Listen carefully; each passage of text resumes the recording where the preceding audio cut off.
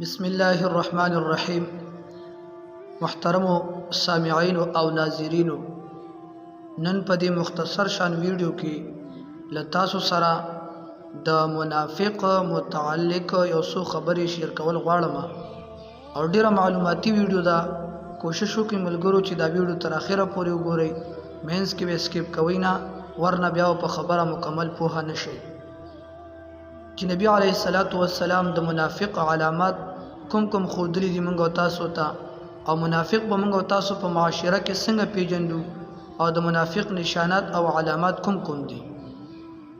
راځئ دغه مکمل تفصیل سره په دې ویډیو کې وګورئ. عن ابي هريره رضي الله تعالى عنه عن النبي صلى الله عليه وآله وسلم قال: آية المنافق ثلاث: إذا حدث كذب، وإذا وعد أخلف، وإذا أؤتمن خان، أو كما قال عليه الصلاة والسلام. نبی علیه الصلاة والسلام په دغه حدیث مبارک کې د یو منافق درې علامات ذکر کړي دي، چې دغه درې علامات په چا کې وي نو پوه شي چې دغه سړی منافق دی.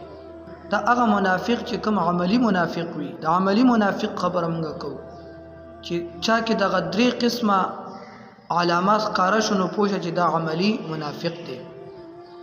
یو، وإذا حدث کذب، کله چې دې خبره کوي نه دروغ وي، دروغ د عادت ګرځېدلی وي.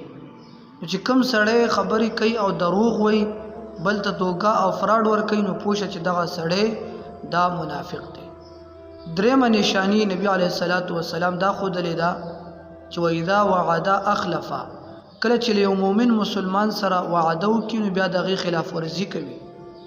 یو مؤمن سره د څه کار یا د څه معاملې متعلق وعده وکړي نو چې کله هغه بل مؤمن دته په انتظار نو دی د هغې نه انکار وکړي، هغه خپله وعده ترسره نه کړي. دغه دویم نشانی د منافق ده.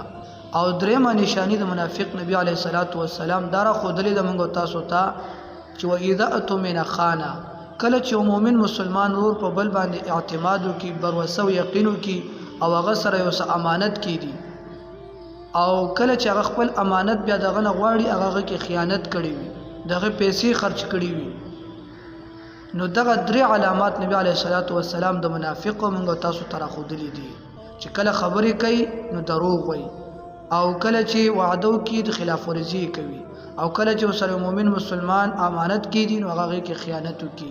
نو دغه درې نشانیان چې چا کې وي نو دغه سړی منافق دی.